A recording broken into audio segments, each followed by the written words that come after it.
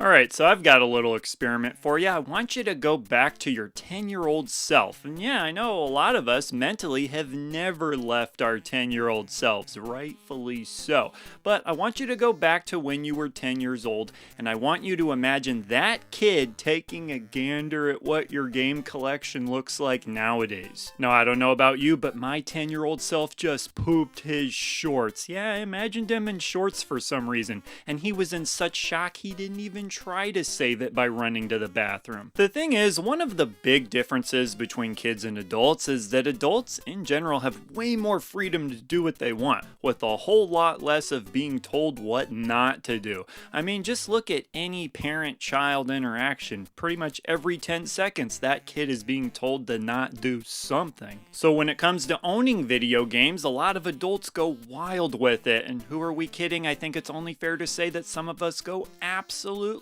buck wild with it. So with such unlimited potential for having a lot of games, what's considered large could vary wildly all over the place depending who you talk to. For example, I own about 300 games in my collection. Now, to some people this might seem like a lot. To me personally, it seems like a ton of games. But I know that there's some people who literally own thousands of games, so to them that might seem like a really small collection. Of course, how many different consoles you're collecting for has a lot to do with this as well. For example, I own roughly 18 to 20 consoles, depending how you count things like backwards compatibility, different models of the Game Boy, things like that. But the thing is, while it makes more sense that you'd have more games if you had more consoles, it doesn't make it so that you have any less games. If you have 60 games for one console or 60 games spread out over 12 different consoles, you still have 60 games either way. And then tagging right along with that is how long somebody has been collecting. If you're one of the old timers that's been collecting games ever since you were a kid, and you never have gotten rid of any of those games along the way, then yeah, you're probably going to have a lot of games. Of course, that's not to say that somebody can't go on an absolute rampage spree of getting a whole bunch of games later on in life. Quick little story for you. So there I am in this game shop, and it was about the year 2013 or so. So there I am, I'm looking around, and I'm happy to be there because it's kind of hard to find game shops.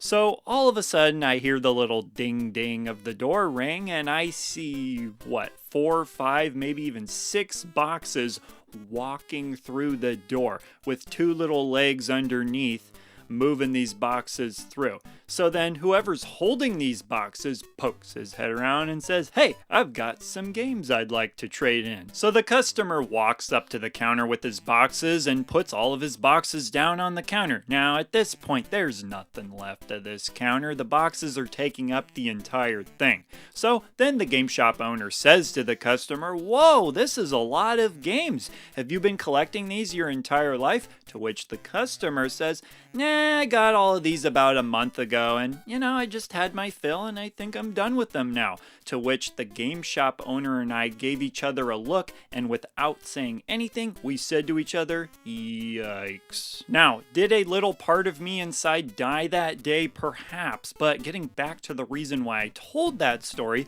the point is that the desire and ability to buy a whole bunch of games in a short amount of time is very much a real thing.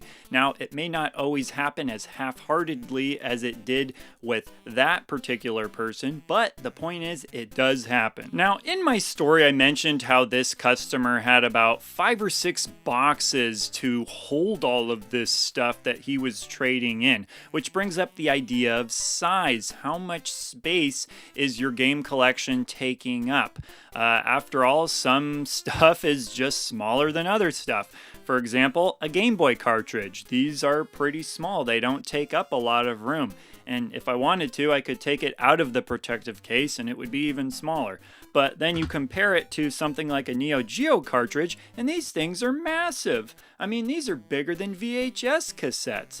So I have about 8 of these, and still that takes up more space, or at least as much space, as some of my other game collections. Something else that I think plays a factor in how large a collection might seem is how under control it is. If you have all of your games really well organized, as I'm imagining a lot of you probably do, it makes it seem not so big and scary, as opposed to if you just had your games lying all over the place, unorganized, jammed into random places. That's going to make your collection seem bigger in a bad way. And I say in a bad way because at that point your collection is more likely to be looked at as being too big. That's the thing, being a big collection doesn't have a negative association with it.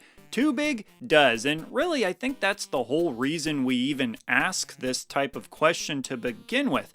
We don't want our collection to be considered too big, excessive, something negative like that. And while we're going in that direction, not that it necessarily matters what other people think, but I do think it's interesting to point out that people outside of the hobby of retro game collecting are often more likely, way more likely to think that a collection is big as opposed to some of us inside of the hobby. For example, I had a friend once who I showed him my game room and he said, "Yeah, I can see how this is cool for you, but I probably wouldn't show this to anybody else."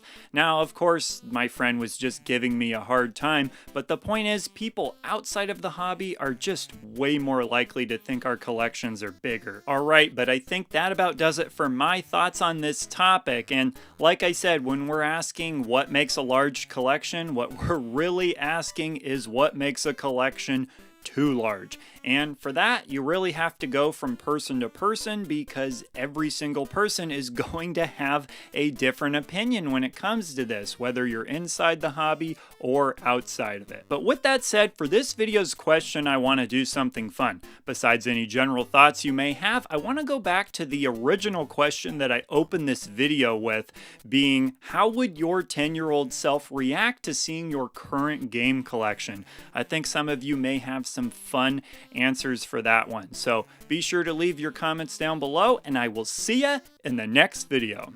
He's the retro bird, yeah, and he's talking about video games. He's